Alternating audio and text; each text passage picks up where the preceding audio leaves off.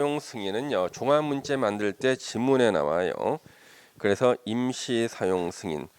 자, 뭐 식수동 조경에 필요한 조치를 할 것을 조건으로 임시 사용 승인할 수 있고, 자, 임시 사용 승인 기간이 지문으로 나오죠. 2년 이내로 하고 연장할 수가 있는데 연장의 횟수나 기간 제한이 없어요. 뭐 1회 한해서 1년 이내 이런 말이 없다는 거야. 그냥 연장할 수 있다. 막연히 연장 요건만 나와요. 대형 건축물이거나 안반 공사일 때 연장할 수 있고요. 그 다음에 이제 허가 대상 가설 건축물이 있습니다. 우리 허가 대상 가설 건축물은 국토계획법에 나왔었죠. 자, 혹시 기억나십니까? 단계별 집행 계획이, 자, 도시군 계획 시설이 결정 고시가 됐는데 단계별 집행 계획이 수립되지 않거나 1단계 집행 계획에 포함이 안 됐다. 그 얘기는 만약에 학교 부지로 결정이 됐는데 단계별 집행 계획이 수립되지 않거나 1단계 집행 계획에 포함이 안 됐다는 것은 3년 안에는 그 학교를 설치할 계획이 없다는 거예요. 그럴 때는 저촉되지 않는다는 개발행위 허가를 받아서 가설 건축물의 건축, 공작물의 설치, 개축이나 재축할 수 있다. 들어본 기억나죠? 기억납니까 그거?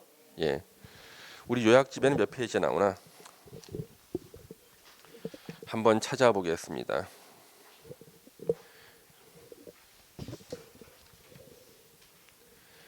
이게 몇 페이지에 나오지? 34페이지에 나옵니다. 자, 34페이지 4번을 보세요. 34페이지 4번. 단계별 집행 계획이 수립되지 않은 경우 도시군 계획시설 결정 고실, 예를 들면 학교 설치한다고 결정 고실로부터 2년 내 사업이 시행되지 아니한 도시군 계획시설 중 단계별 집행 계획이 수립되지 않았다. 그 얘기는 1단계도 수립 안 됐다는 얘기지. 1단계 집행 계획은 3년 이내 해야 될 계획. 또는 1단계 집행 계획이 수립은 됐는데 그 안에 학교 설치한다는 말이 빠져 있어. 이런 도시군 계획시설 부지에 대해서는 다음의 개발 행위를 허가할 수 있다. 1번 가설 건축물의 건축 나왔죠. 이 조문이 국토계획법 64조야. 이 조문이 국토계획법 64조라고. 그러면 다시 86페이지 와보세요. 허가 대상 가설 건축물, 방금 봤던 그게 허가 대상 가설 건축물이에요. 예. 해당 가설 건축물의 건축이 다음에 어느 하나에 해당하는 경우가 아니면 허가를 하여야 한다. 허가 대상 가설 건축물을 그 위에 따른 허가죠, 그렇죠? 예. 허가해야 된다. 자, 64조에 위배되는 경우가 아니면 허가해라. 64조 아까 나왔죠? 그 64조야. 예, 거기가 위배되는 경우가 아닐 때는 허가해라. 4층 이상인 경우가 아니면 허가해라. 몇 층까지? 3층일 때 허가하는 거예요. 그 다음에 따르지 아니한 경우가 아닐 때는 허가해라. 그러면 우리가 3년간 쓰는 거잖아. 그거는 건물, 그렇죠? 왜 3년간 쓰는 거예요? 왜 3년 내에는 학교 안 들어서는 게 확실하니까. 그래서 3년 쓰기 위한 건물인데 철근이나 철골 구조로 지으면 안 되죠. 그게 아닐 건. 존치 기간은 3년 이내. 물론 연장할 수도 있겠죠. 그 다음에 간선 공급 설비. 자, 3년 쓸 건물을 위해서 굵은 수도관, 굵은 가스관을 묻어주는 건 아니죠. 그렇죠? 간선 공급 설비 설치가 필요가 없고, 그 다음에 공동주택 판매 시설 등등 분양을 목적으로 하는 건축물이 아닐 것. 왜? 자기가 쓰기 위해서 3년간 쓰는 거지. 우리 건물을 지어서 파는 것을 분양이라 그래. 분양 목적이 아닐 것. 그래서 이거는 어쩌다가 한 번씩 시험 나오는데 아무도 안 틀렸어. 이 요건을 물어보는데 제가 그림을 그려서 암기시켰거든. 여자 속옷을 하나 그리는 거야. 이렇게. 자, 3년 이하, 3년 이내, 3층 이하. 그렇죠? 요거 철근이나 철골 구조가 아닐 것. 간선 공급 설비, 간선. 요거는 개발 행위, 신체 특정 부위를 개발하기 위한 목적이고 함부 남한테 분양하는 게 아니죠. 분양 목적이 아닐 건. 예. 다 외웠다. 예. 그래서 아무도 안 틀리고 다 돌아왔고 시험장에서 기억이 안 날 때는 옷을 들쳐서 보고 맞췄다 이거지. 그렇죠? 3층 이하 3년 이내 철근이나 철골 구조가 아닐 것, 간선 공급 시설의 설치가 필요 없을 것, 개발 행위 규정이 64조가 개발 행위 규정 64조에 적합해야 돼. 위배되는 경우가 아닐 것이니까. 그렇죠? 64조의 개발 행위 규정에 적합하고 분양 목적이 아닐 것. 그래서 비난을 받으면서 가르쳐서 시험장에 갔더니 시험 끝나고 나서는 또 메일을 보내요. 감사의 뜻으로. 예. 다 맞췄다. 예. 그다음 이제 대지와 도로에서 대지의 조경은 거의 뭐 매년 나오죠. 공개 공지 2개는 거의 매년 나옵니다. 지문 1개라도 나와. 200제곱미터 이상 대지에 건축할 때는 조경하는 것이 원칙. 그러면 조경을 하지 않아도 되는 예외가 있죠. 조경 의무가 없는 것인데 이것도 잘 기억해서 이제 외워야 돼요. 1번 녹지지역 나왔죠. 그다음에 9번 보세요. 자연환경 보전지역, 농림지역, 관리지역. 4개 합치면 뭐가 돼? 녹관농자. 녹관농자에서는 어떤 종류의 건물을 어떤 규모로 지어도 조경 의무가 없어. 왜? 지역 자체가 조경이야. 녹관농자에서는 어떤 규모든 어떤 종류 건물이든 다 조경 의무가 없다. 그 다음에 2번, 3번 하고 그 다음에 8번 면적을 외워야 돼요. 그래서 2번 5,000제곱미터 미만 대지에 건축하는 공장, 연면제하게 1,500 미만인 공장, 요 2개는 중소기업 규모라서 조경을 강제하지 않고요.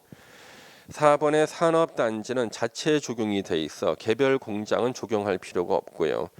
5번 대지에 염분이 함유되어 있는 경우 하고 싶어도 못해 다 말라 죽으니까 축사 조경은 사람 기분 좋으라고 하는 거야. 짐승들 좋으라는 게 아니죠. 축사에는 조경이 필요 없다. 허가 대상 가설 건축이 바로 왼쪽에 참고야. 길어봤자 몇 년 써? 3년.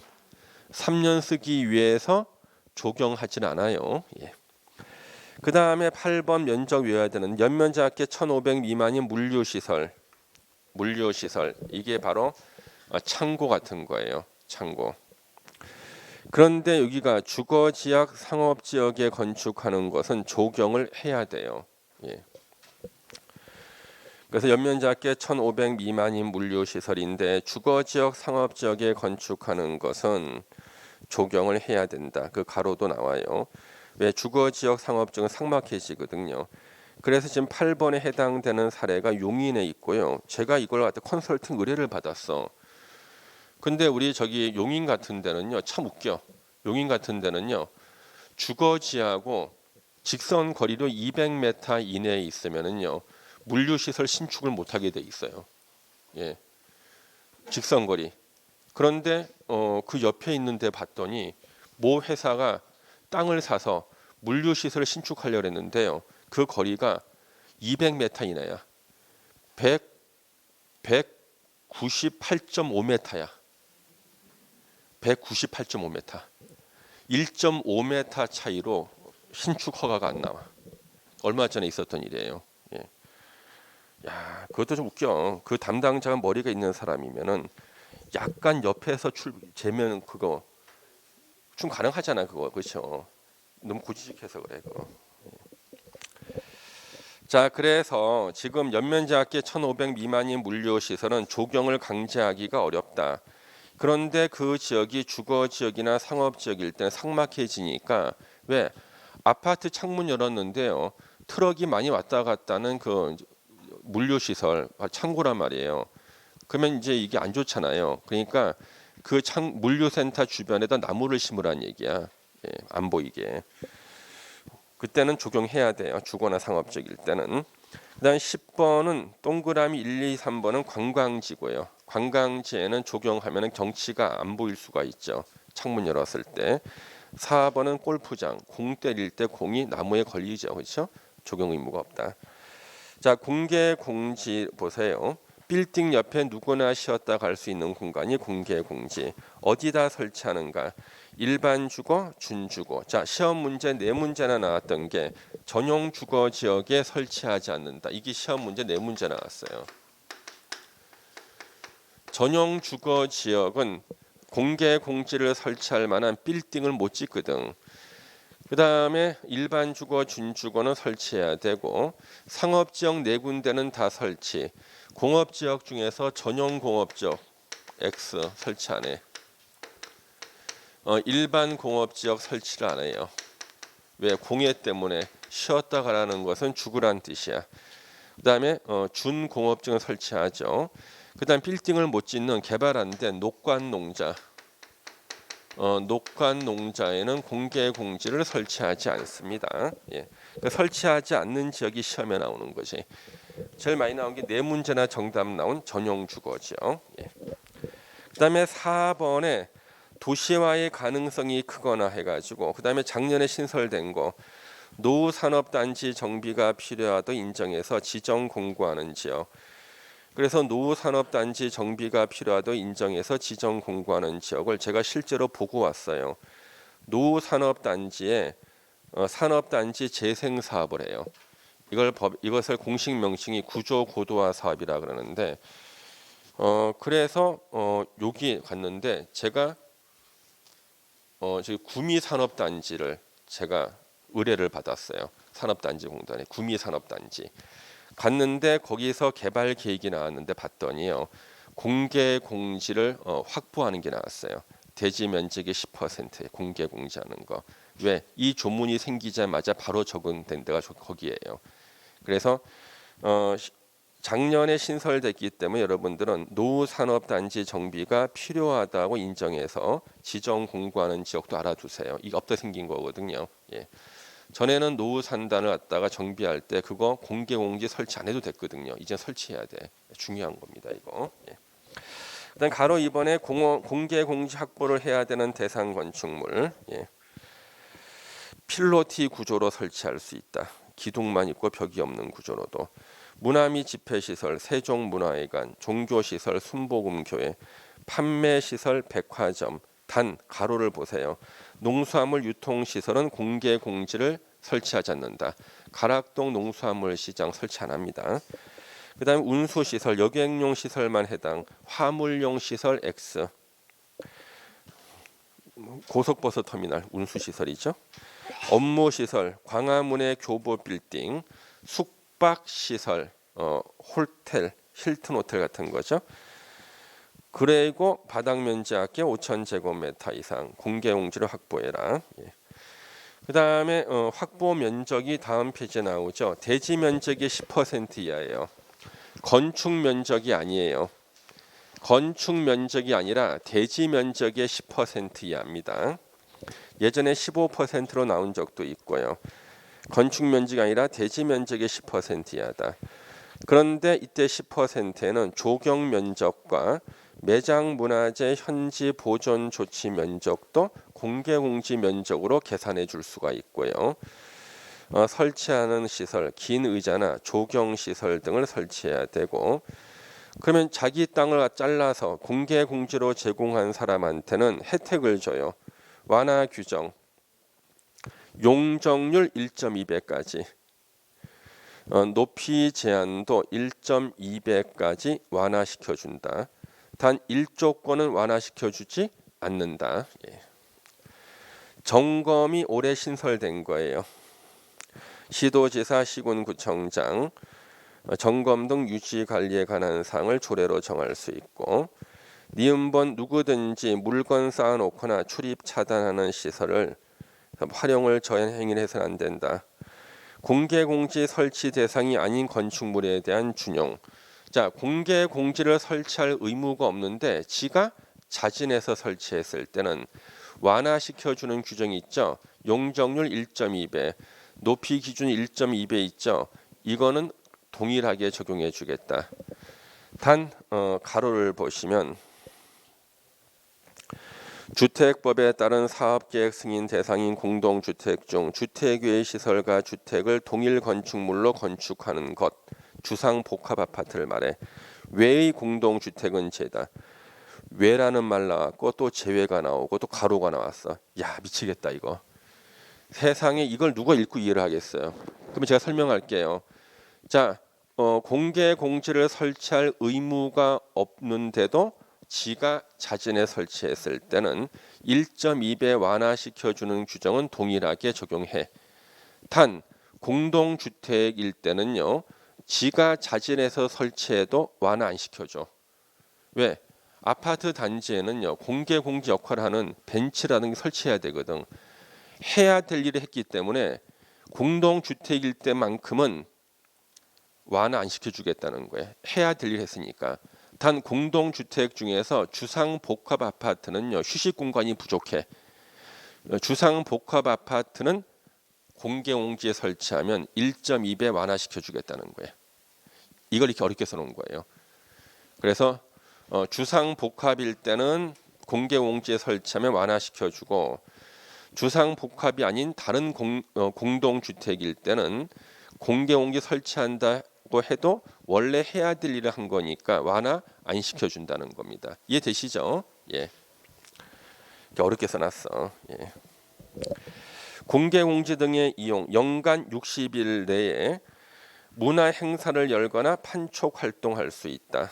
그래서 재고 도서를 교보 빌딩 밑에 있는 공개공지에서 재고 도서를 60일 동안 팔고요. 문화 행사. 그래서 동대문 시장에 밀리온의 앞에 가면요, 공연장이 있어요. 걸그룹 지망생들이 옷을 춥게 입고 여기서 공연을 하고 있습니다. 예. 연간 60일이 넘지 않습니다. 볼게요. 예. 60일. 그다음 우리 건축법상 이제 도로가 나왔는데요. 자, 원칙적 도로는요, 보행이 가능해야 되고 자동차 통행이 가능해야 돼. 원칙은 폭이 4m 이상이 돼야 되고요. 예정 도로도 건축법상 도로가 돼요. 그러면 이런 도로는 어떤 근거로 만들어져야 되는가? 박스 안에 1번이나 또는 2번의 근거로 만들어지면 돼요. 그러면 건축법상 도로가 돼. 1번 국토계획법, 도로법, 사도법 다른 법령에 따라 신설 변경 고시가 됐는데 보행 가능, 자동차 통행 가능, 폭이 4m 이상이면 건축법상 도로야. 또는 2번 건축 허가나 신고할 때 지자체장이 위치를 지정 공고했어요. 여기를 앞으로 도로로 하겠다. 그러면 그때부터 보행 가능, 자동차 통행 너비 4m 이상으로 했을 때는 건축법상 도로가 돼요. 예.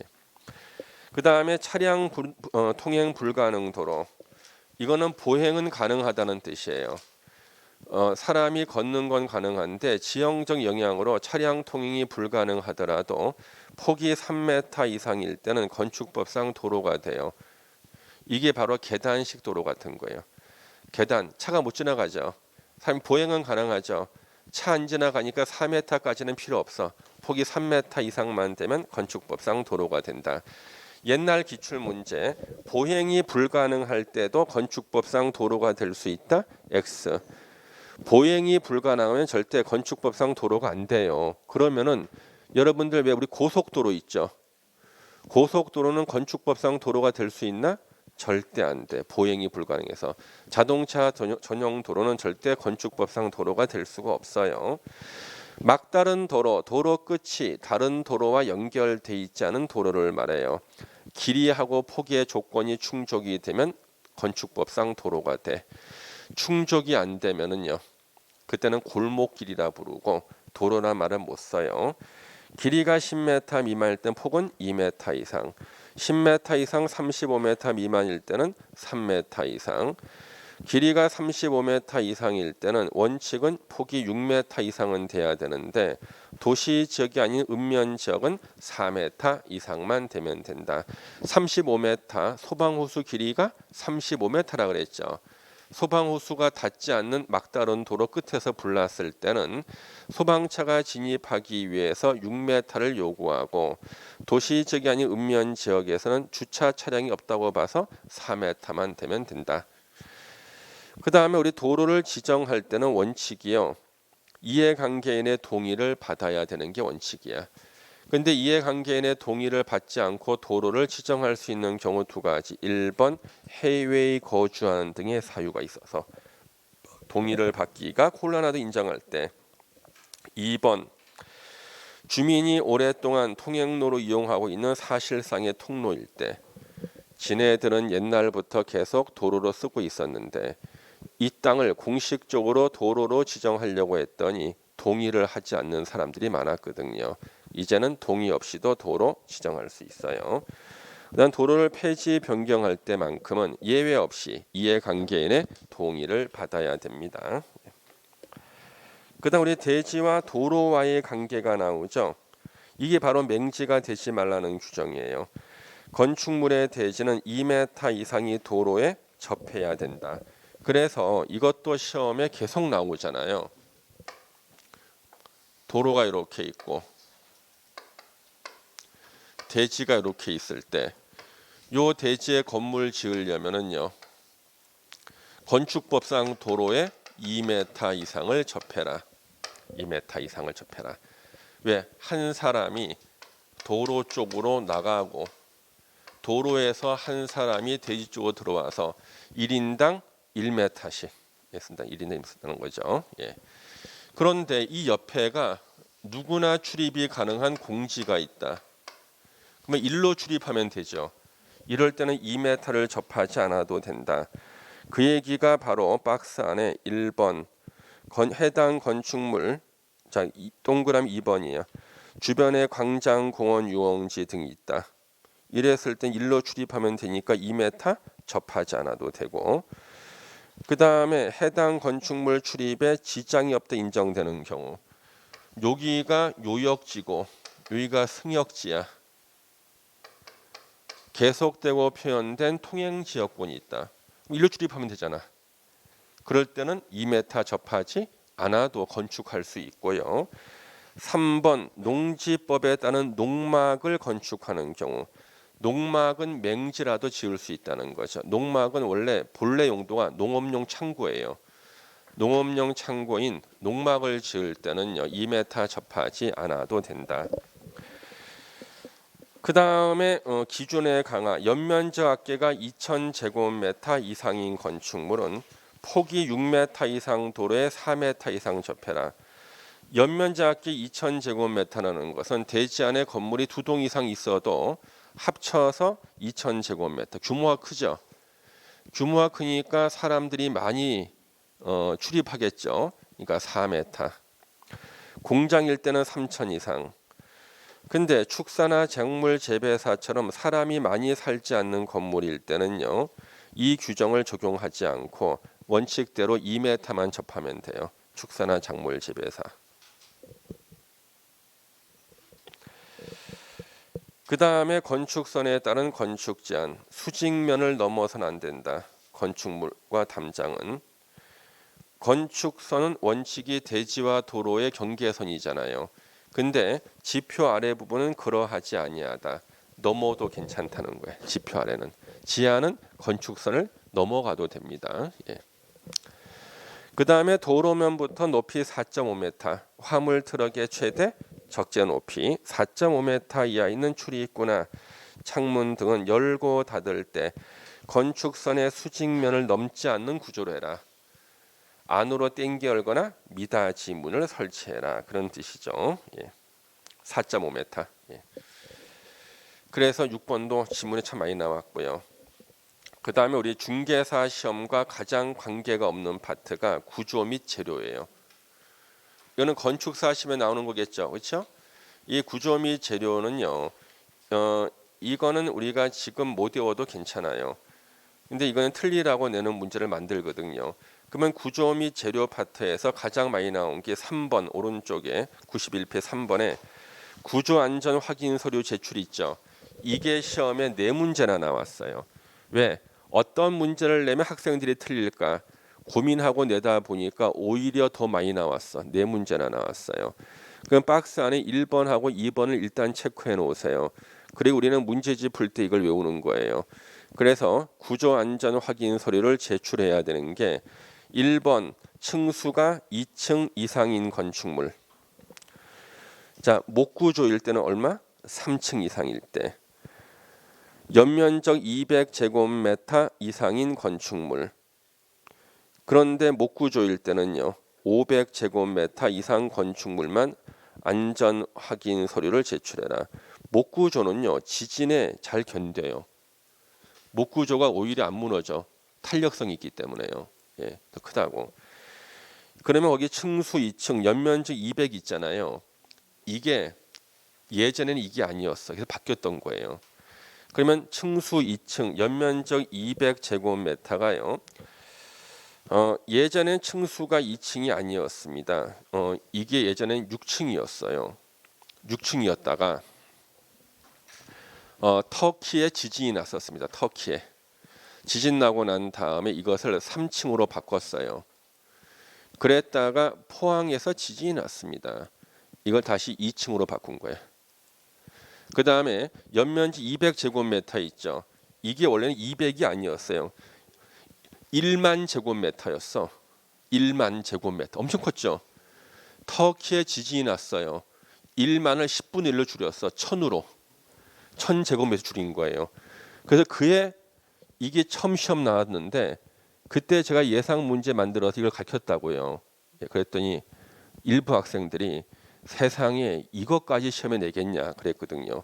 시험지를 받아보니 틀린 짐 뭐 나왔겠어요? 1만. 틀린 짐은 6층 나왔는 거지. 개정되기 전 걸 낸 거예요. 그래서 터키 지진 나고 나서 1만이 10분의 1인 1000으로 줄었다가 포항에 지진 나고 난 다음에 이걸 다시 줄였어요. 예? 그때 줄였은 게 지금 200제곱미터. 예. 2층 200. 근데 목구조는 3층 500. 1번, 2번 중심이죠. 예, 그 체크해 놓고. 예. 그 다음에 그 위에 내진 능력 공개가 나와요. 내진 능력 공개. 이거 시험이 아직 안 나왔거든요. 그러면 이거 시험에 또 낼 수가 있는데 거기 1번, 2번, 3번에서 3번에 동그라미 1번부터 해가지고요. 그게 밑에 구조안전 확인 서류 제출하는 거 있죠. 거기 3번부터 9번까지와 똑같죠. 똑같지. 그렇죠. 그 표시를 해놔야 돼. 그래서 구조안전 확인 서류 제출 3번부터 9번까지하고 똑같다고. 내진 능력 공개 그 뒷부분이요. 예. 내진 능력 공개는 또 추가되는 게 16층 이상. 이건 뭐야? 다중 이용 건축물이네. 바닥 면적 5,000제곱미터 이상 건축물. 종류는 안 따지네. 그렇죠? 내진 능력. 선생님, 아까 다중 이용 건축물은 바닥 면적 5,000제곱미터 이상인 종류가 쭉 나왔잖아요. 이거는 지진에 무너지는 게 종류에 따라 달라지지가 않아. 그렇죠. 종류가 중요한 게 아니라니까. 예? 뭐 식물원, 동물원 안 무너지나? 예. 무너져. 예. 그다음에 이제 왼쪽에 이제 안전 영향 평가 보세요. 예. 건축 허가를 하기 전에 안전 영향 평가를 의뢰해서 실시해야 된다. 그래서 거기 초고층 건축물 50층 이상이거나 또는 200m 이상 건축물. 그 다음에 요건 두 개 갖춘 거 연면적 10만 제곱미터 이상이고 16층 이상 안전 영향 평가 대상 건축물이다. 그래서 이쪽은 문제집 풀 때요. 그때 좀 체크해서 보고요. 제가 이 세 개 중에서 혹시나 나올 게 있다 싶으면 제가 그때 다시 또 암기시킬 거예요. 그렇죠? 일단 제가 문제를 다 제기해 놨습니다. 자, 92페이지를 보시면은 건폐율 용적률에 대한 뜻이 시험에 4번이 나왔어요. 건폐율을 대지 면적에 대한 건축 면적의 비율. 대한자표가 분모로죠. 시험 문제는 뭐냐면 건폐율은 국토계획법의 기준에 따르지만 건축법으로 강화나 완화할 수 있다. 이게 시험에 나온 거지. 용적률 대지 면적에 대한 연면적의 비율인데 용적률은 국토계획법으로 정하지만 건축법에서 이 기준을 강화하거나 완화할 수 있다. 이게 시험 문제였어요. 자, 우리 반드시 외워야 될 면적이 나오죠. 주거 지역과 기타 지역은 얼마? 60. 기타 지역이니까 관리 농림 자연환경 보전증은 다 얼마라는 거야? 60이겠네. 상업공업이 150, 녹지가 200제곱미터의 미달되게 분할 금지. 그러면 주거 지역에서는 120제곱미터는 돼야 분할할 수 있네. 분할되거나 각각의 면적이 60을 넘어야 되니까, 그렇죠? 예. 60이 미달되면 안 되니까, 예. 최소한 60은 돼야겠다. 120은 돼야지만 두 개로 쪼갤 수가 있네. 시험 문제. 전용 주거 일종은 대지의 분할 제한 면적이 얼마인가? 선생님 언제 전용 주거 일종을 가르쳤어요? 그러면 안 돼. 예, 웃을 일이 아니야. 주거 지역 다 얼마야? 60. 그 준주거도 얼마야? 60. 예. 그 다음에 거기요. 녹지 지역이 거기 200이잖아요. 녹지 지역을 틀리게 100으로 내는 경우가 있었어요. 녹지 지역을 틀리게 100으로. 왜 녹지 지역을 틀리게 100으로 냈을까? 어디에서 녹지 지역 100이 나오죠? 녹지 지역 100이 어디서 나오죠? 예? 예? 녹지 지역 100. 그래서 예전에 100으로 낸 적이 또 있어가지고. 예. 이번 그 토지 거래 허가에서 기준 나오죠, 그렇죠? 예. 어디선가 외운 것이 있는데 수험생들의 특징 어디서 외웠는지 기억이 안 나. 예? 그렇죠? 예. 자, 3번에 가로 구역 단위의 높이 제한 나오죠? 높이의 지정 공고. 그래서 가로 구역 단위 높이를 지정 공고할 수 있다. 그렇죠? 예. 자, 상이한 높이. 건축물의 용도 형태에 따라 높이를 다르게 정할 수가 있고, 자, 일조권에 대해서는 딱 지문 3개만 나오죠. 전용 주거 지역과 일반 주거 지역에서는 건물을 지을 때 북쪽에서부터 건물을 떨어뜨려서 지어야 한다. 정북 방향 격리가 필수다. 공동주택의 일조권, 우리가 보통 인동거리라 그러죠. 근데 공동주택을 지을 때 거리를 띄어서 지으라는 일조권 규정을 적용하지 않는 지역이 2개가 있다. 일반 상업지역과 중심 상업지역이다. 그 다음에 일조권을 적용하지 아니할 수 있는 경우가 있다 그랬죠. 2층 이하로서 높이가 8m 이하인 건축물은 일조권 규정을 적용하지 아니할 수 있다. 이걸 보시고, 그 다음에 이제 특별 건축 구역이 가끔 시험에 나와. 이게 또 2005년도에 만들어진 규정이에요. 2005년도에. 예. 그래서 2005년도에 만들어졌는데요. 거기 보시면은 특별 건축 구역, 특이한 형태의 건물을 짓게 해주는 데가 특별 건축 구역입니다. 그러면 시험 문제는 지정 제외 구역 별표해야겠죠. 특별 건축 구역으로 지정할 수 없는 곳은 어딘가? 뽀개서 접자 그랬죠. 뽀개서 접자. 보전 산지, 개발 제한 구역, 접도 구역, 자연공원. 여기는 원래 건물 못 짓게 하는 곳이니까 특이한 형태의 건물도 못 지어. 그렇죠? 뽀개서 접자. 그다음 우리 지정 해제를 보셔야 되는데, 지정 해제. 그래서 국토부 장관 시도지사가 특별 건축구역 전부나 일부 지정을 해제할 수 있다. 지정 신청 기간 요청이 있을 때 거짓이나 부정한 방법으로 지정받은 경우 3번을 체크해야 되지. 지정일로부터 5년 내에 착공이 이루어지지 않았을 때 2년이 아니라 5년이에요. 예, 그때는 해제할 수 있다. 지정 요건 등을 위반했지만 시정이 불가능할 때 해제할 수 있다. 도시군 관리계획 결정 이것도 시험에 나왔었는데, 특별 건축구역 지정하거나 변경했을 때는 도시군 관리계획이 결정된 것으로 봅니다. 단 용도, 지역, 지구, 구역은 결정된 것으로 의제되지 않는다. 예. 통합 적용이 나오죠. 개별 건축물마다 적용하지 않고 전부나 일부를 대상으로 통합 적용할 수 있다. 미술 작품 설치, 그 시험에 나왔었어요. 부설 주차장 설치, 통합 적용은 뭐야? 특별 건축구역 한쪽으로 부설 주차장을 다 모아서 한꺼번에 통합해서 지을 수도 있어. 공원도 한쪽에 모아서 통합해서 지을 수 있어. 예. 이 세 가지 기억하시고요. 건축 협정은요, 세 명이 나와요. 토지 소유자, 건축물 소유자, 지상권자 셋. 줄여서 소유자 등 그러고 뭐에 대해서 협정을 체결하는 거 세 가지. 건축, 대수선, 리모델링이죠. 건축, 대수선, 리모델링에 대해서 협정을 체결할 수가 있고, 그러면 시험 문제 첫 번째 박스가 바로 시험 문제죠. 협정을 체결할 수 있는 대상 지역은 어딘가? 협정을 지존 주도라 그랬죠? 지존 주도.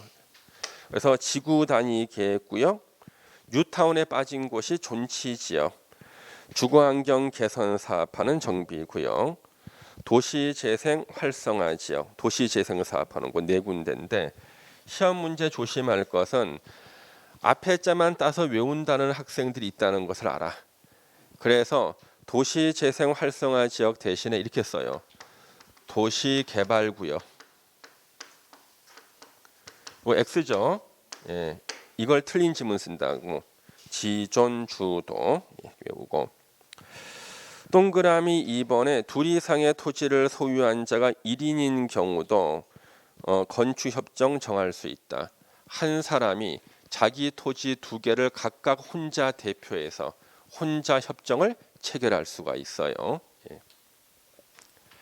1인을 건축협정 체결자로 보고요. 뒤로 넘겨서 건축협정에 포함되는 사항들.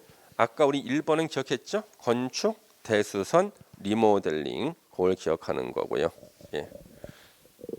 나머지는 그런가 보다 읽어주시고. 건축협정 인가권자한테 인가받고. 예.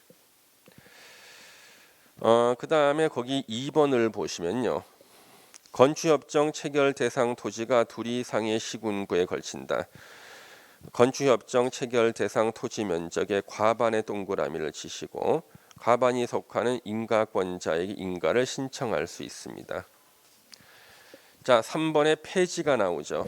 자, 이 폐지가 아직 시험에 언급이 안 됐으니까 폐지할 때는 과반수 동의를 받습니다. 그 다음에 인가를 받고. 예.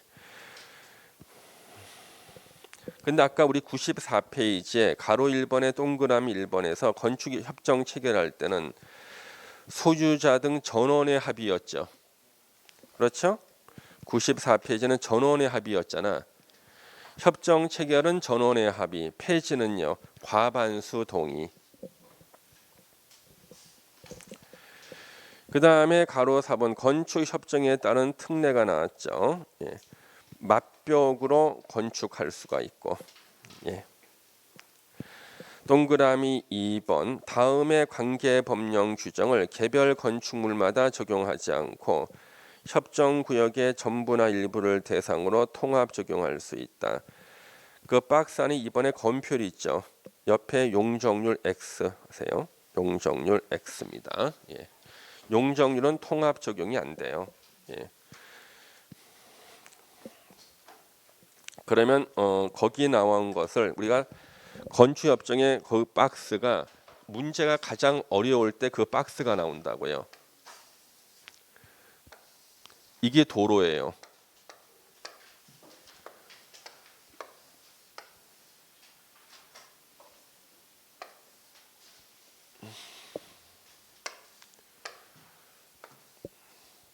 여기 A 대지가 있고 여기가 B 대지예요. B 대지는 맹지죠. A 대지 맹지가 아니죠. 건축 협정을 체결해서 A하고 B 대지 소유 협정을 체결했어요. 그러면 전체를 이제 하나의 대지로 보고 여기가 2m 이상이 접해 있죠. 이거 박스 안에 뭐냐 그러면 6번 대지와 도로와의 관계 2m 이상 접하죠. 이걸 통합해 적용할 수 있죠? 두 개의 대지 통합해서 대지와 도로와의 관계 적용할 수 있잖아요. 그 다음 여기서 건물을 이제 같이 다 지을 수 있죠. 여기도 지금 여기도 지을 수 있는데 대지 안에 조경을 해야 되잖아. 그러면 요 건물에 대해서도 나무 심어야 되고 이 건물에 나무 심어야 될 거 아니에요. 이쪽에다가 몰아서 나무 시울 이제 통합해서 이쪽 짜투리 땅에다가 대지의 조경 통합해서 할 수 있어요. 그 다음에 건폐율, 요 건물하고 요 건물의 건폐율을 더해서 전체 하나의 대지의 건폐율로 계산할 수가 있어. 통합. 그 다음에 지하층 설치. 이 건물 밑에 지하를 파서 지하층을 이렇게 설치하는 거예요. 지하 같이 통합해서 설치할 수 있고, 주차장을 이쪽에 구석에 모아서 주차장을 한꺼번에 설치할 수 있고요. 지하층 밑에다가요 정화조, 하수 처리를 또 통합해서 할 수가 있어. 하수 처리 나오죠? 5번 주차장, 4번 개인 하수 처리, 3번 지하층, 건폐율까지인데 저 그림을 보면 이해가 되는데 용적률만큼 안 돼. 이 건물을 없애고 이쪽으로 이렇게 짓는 거 이거 안 된다는 거야. 용적률 통합이 안 되는 거예요. 그거 하나 알아두시고요. 그 다음에 이제 이행강제금이 나와요. 이행강제금은 건축법을 위반했을 때 부과하는 겁니다. 위반했을 때 바로 부과하는 게 아니라 시정명령을 먼저 하고 시정명령에 불응했을 때 시정할 때까지 이행강제금을 부과하고요. 거기 박스 안에 1번은 4대 위반이에요. 건축법이 제일 싫어하는 4가지 위반, 건폐율, 용적률, 건축 허가, 건축 신고 4개를 위반했을 때 위반된 건축물 1제곱미터의 시가 표준액의 50% 해당하는 금액의 위반 면적을 곱한 금액 이하에서 부과한다. 2번 기타 자질구레한 위반에 대해서는요. 1제곱미터가 아니라 그 건물 자체의 시가 표준액의 10% 범위에서 정합니다. 그 다음에 박스 위의 문장에서 세 번째 줄 다만 연면적이 60제곱미터 이하인 주거용 건축물과 박스 안에 2번 자질구레한 위반이 2번이죠. 2번에 해당할 때는요. 그럴 때는 위반해도 이행보증금을 2분의 1까지 절반까지 줄여줄 수 있다는 거예요. 절반까지 줄여줄 수 있다. 그 다음에 대통령령으로 정하는 비율을 곱할 때요. 위반했을 때 비율은 박스 안에 자 4대 위반 중에서 가장 싫어하는 게 용적물이 그 허가 안 받는 겁니다. 무허가로 건물 짓는 건 제일 싫어해. 100% 가중. 두 번째가 용적률 위반해서 구름을 뚫고 올라가게 건물 짓는 거예요. 90% 가중. 세 번째가 건폐율 위반해서 100평의 땅에다 100평 다 짓는 거예요. 80%. 건축 신고 안 하고 지을 때 70% 이렇게. 동그라미 2번 영리 목적 위반이나 상습 위반일 때는요. 100% 범위에서 가중하는데 그래서 밑에 보시면은 다만 위반 후 소유권이 변경된 경우는 제외한다. 그때는 이것을 가중하지는 않고요.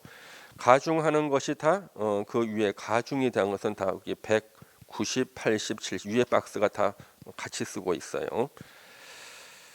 그래서 밑에 박스는 이제 안 읽어봐도 괜찮을 것 같고요. 아주 문제 풀 때 필요할 때는 이제 다시 찾아볼 거예요. 동그라미 3번 이행강제금 부과 징수한다는 건 미리 문서로 계고. 동그라미 5번 1년에 2회 이내에서 반복 부과할 수 있다. 그 다음에 뒤로 넘겨서 동그라미 6번이 시험에 2번 나왔어요. 지금까지 역사상 이행강제금은 딱 3번밖에 안 나왔어 시험에.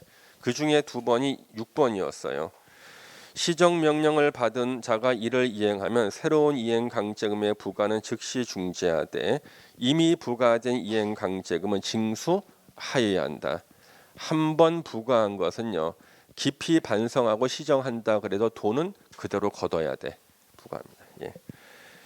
7번 안 내면 강제 집행하겠다는 거죠. 강제 집행. 이행강제금 부과에 대한 특례는 제가 이걸 빼놓으려다가 넣어놓은 거니까 지금 이거 보지 마세요. 예, 좀 확률 좀 떨어지니까 나중에 분위기 봐서 이게 나올 것처럼 보이면 제가 요약지 피라 그럴 거예요. 그때 펴보시면 되겠습니다. 그럼 일단 오늘 건축 이 정도로 하고요. 다음 주에는 여러분들 반드시 기본서 들고 오셔야 돼요. 그래서 개정된 사항들 추록으로 정리하고 주택법을 샅샅이 다 정리를 할 테니까 절대 결석하시면 안 됩니다. 아셨죠? 예, 오늘 여기까지 하겠습니다. 수고하셨습니다. 감사합니다.